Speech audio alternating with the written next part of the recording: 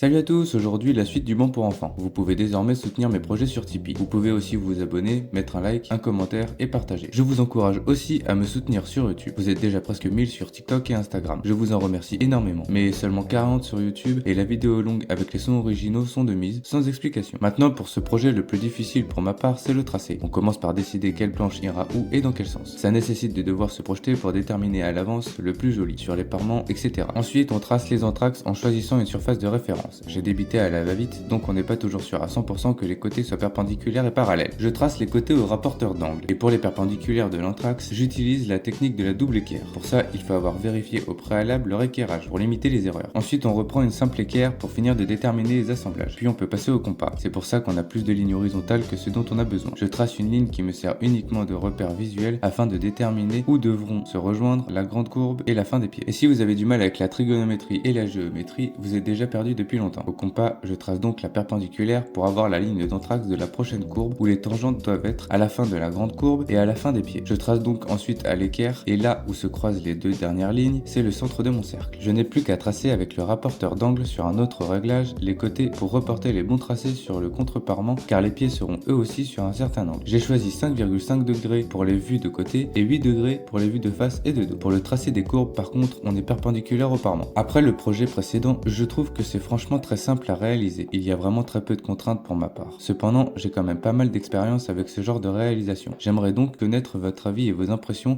en ce qui concerne la difficulté de mes projets. Je vous dis à la prochaine pour une suite.